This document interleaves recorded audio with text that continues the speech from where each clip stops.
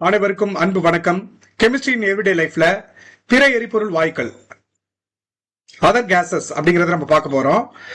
இதுல ரொம்ப ரொம்ப முக்கியம். இது எல்லா எக்ஸாம்லயுமே பொதுவா ஒரு கொஸ்டின்ஸ் ரைஸ் பண்ணிட்டே இருக்காங்க. பிற எரிபொருள் வாயுக்கள் அப்படின்னா இந்த நேச்சுரல் கேஸ் தான் பொதுவா எரிபொருளா நம்ம யூஸ் பண்ணுவோம். அதை தாண்டி வேற என்னென்ன எரிபொருள்லாம் இருக்கு அப்படின்னு கேட்டீங்கன்னா, ஃபர்ஸ்ட் ப்ரொடியூசர் கேஸ் அப்படின்னு நம்ம சொல்லுவோம். ப்ரொடியூசர் கேஸ்னா என்னது அப்படின்னு கேட்டீங்கன்னா, உற்பத்தி வாயுன்னு சொல்லுவோம் தமிழ்ல. உற்பத்தி வாயுக்கள்னா என்னது? கார்பன் மோனாக்சைடும் நைட்ரஜனும் கலந்த கலவையை தான் ப்ரொடியூசர் கேஸ் அப்படின்னு நம்ம சொல்லுவோம். உற்பத்தி வாயு அப்படின்னு சொல்லுவோம்.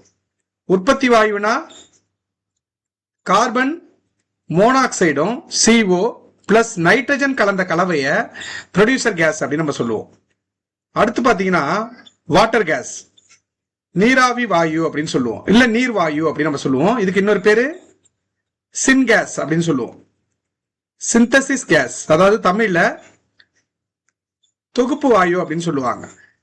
ப்ரொடியூசர் கேஸ்னா கார்பன் மோனாக்சைடும் நைட்ரஜனும்.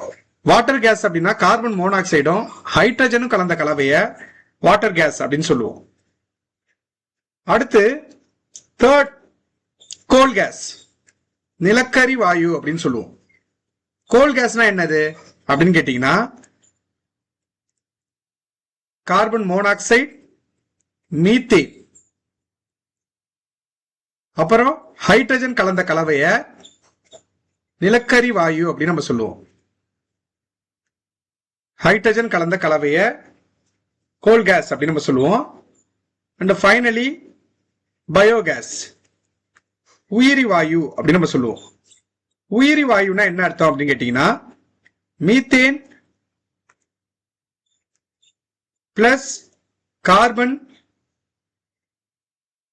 டை ஆக்சைடு இந்த கலந்த கலவைய பயோகேஸ் அப்படின்னு நம்ம சொல்லுவோம். இதெல்லாம் எப்படி உருவானது அப்படிங்கறத பார்க்கலாம். நம்ம ரொம்ப சிம்பிளான ஒரு இதுதான் இது. பிற எரிபொருள் வாயுக்கள்ல ஃபர்ஸ்ட் ப்ரொடியூசர் கேஸ். ப்ரொடியூசர் கேஸை பொறுத்த வரைக்கும் இதை ஒவ்வொரு நாட்டையும் ஒவ்வொரு பேர்ல சொல்லுவாங்க. கார்பன் மோனாக்சைடு பிளஸ் நைட்ரஜன் கலந்த கலவை. இங்கிலாந்துல இதை உறிஞ்சி வாயு அப்படின்னு சொல்லுவாங்க. இங்கிலாந்துல இத சக்ஷன் கேஸ் அப்படின்னு சொல்றாங்க. ப்ரொடியூசர் கேஸ் நம்ம இந்தியால சொல்றோம் இல்லையா, இங்கிலாந்துல இதை உறிஞ்சி வாயுன்னு சொல்லுவாங்க. அமெரிக்காவில் பாத்தீங்கன்னா இத மரவாயு அப்படின்னு சொல்லுவாங்க, உட் கேஸ் அப்படின்னு சொல்றாங்க. இது எப்படி உருவாகுது அப்படின்னா ரொம்ப ரொம்ப சிம்பிள் தான். ஒரு ரெட் ஹாட் கோக் எடுத்துப்பாங்க, மரக்கறி. இதுல காத்த பாஸ் பண்ணுவாங்க. ஏர் பாத்தீங்கன்னா இதுல பாஸ் பண்ணுவாங்க. அந்த பாசிங் ஏர் வித் காத்த விட்டு மோதுவாங்க, அவ்வளவுதான். With steam. ஓகே, காத்த விட்டு மோத விடுவாங்க. இது பாத்தீங்கன்னா 1100 டிகிரி செல்சியஸ்ல இதை மோத விடுவாங்க. அப்படி மோதும் போது என்ன ஆகும் அப்படின்னு கேட்டீங்கன்னா, கேஸ் ரிலீஸ் ஆகும். அது என்ன கேஸ்ன்னு கேட்டீங்கன்னா, carbon monoxide plus nitrogen gas release ஆகும். இந்த கேஸ் தான் என்ன சொல்றாங்கன்னா ப்ரொடியூசர் கேஸ் அப்படின்னு சொல்றாங்க. ஓகேங்களா? இந்த கேஸ் எதுக்கு யூஸ் பண்றாங்கன்னு கேட்டீங்கன்னா, தொழிற்சாலையில அயர்ன் அண்ட் ஸ்டீல் மேனுஃபேக்சரிங்க்கு இதை யூஸ் பண்றாங்க. அயர்ன் அண்ட் ஸ்டீல் மேனுஃபேக்சரிங், இரும்பு மற்றும் எஃகு தொழிற்சாலை, அதை அயர்ன் அண்ட் ஸ்டீல் மேனுஃபேக்சர் பண்றதுக்கு இதை யூஸ் பண்றாங்க. Producer case. ப்ரொடியூசர் கேஸ்னா நீங்க முக்கியமா ஞாபகம் வச்சது கார்பன் மோனாக்சைடு, நைட்ரஜன் தான். அடுத்து பாத்தீங்கன்னா வாட்டர் கேஸ். வாட்டர் கேஸை பொறுத்த வரைக்கும் நீர் வாயுவா இல்ல ஃபர்ஸ்ட் ஒன்லைனரை நல்லா ஞாபகம் வச்சிங்க. இதுக்கு சிந்தசிஸ் கேஸ் அப்படின்னு கூட சொல்லுவாங்க. கார்பன் மோனாக்சைடு ஹைட்ரஜன் கலந்த கலவை. ஓகேங்களா?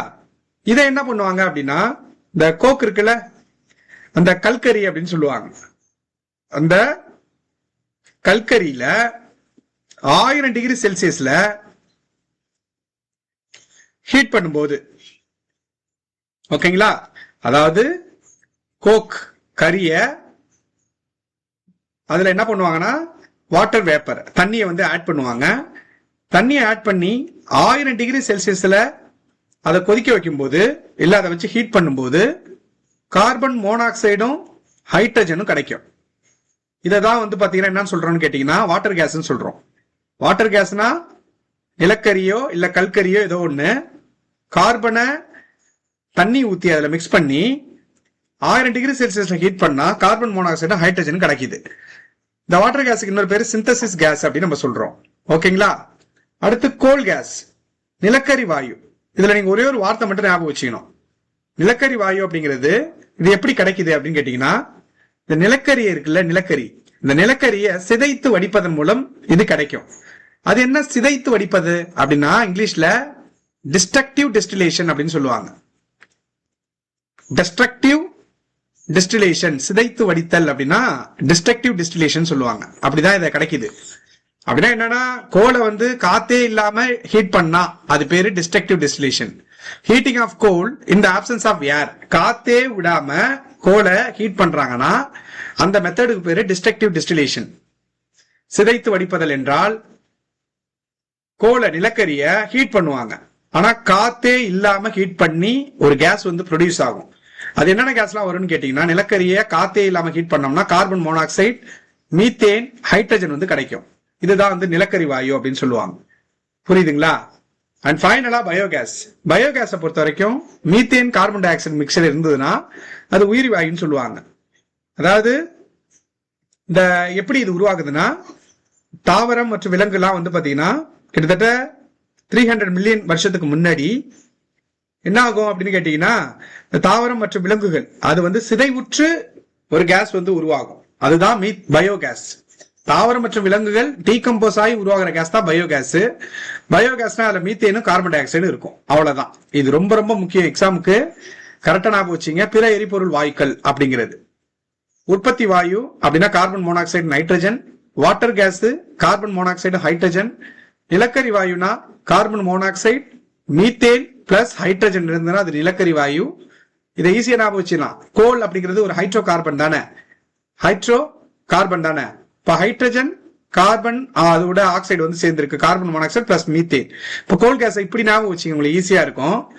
நிலக்கரினா ஹைட்ரோ கார்பன் கலவை, அப்ப ஹைட்ரஜன் இருக்கும், கார்பன் கூட கார்பன் மோனாக்சைடு, ஓகேங்களா, கார்பன் மோனாக்சைடு பிளஸ் மீத்தேன்.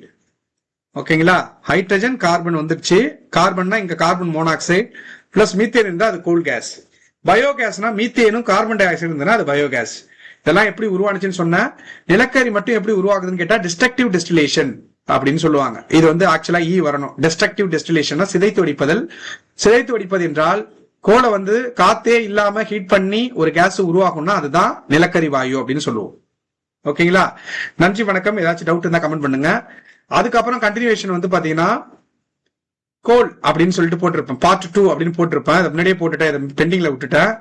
அதை பார்த்துட்டோம் அப்படின்னா இந்த சாப்டரே வந்து பாத்தீங்கன்னா முடிஞ்சிடும். அவ்வளவுதான்ப்பா இந்த சாப்டர். ஓகேங்களா, இதுல ஏதாச்சும் டவுட் இருந்தது அப்படின்னா நீங்க கமெண்ட் பண்ணலாம்ப்பா. Thank you so much.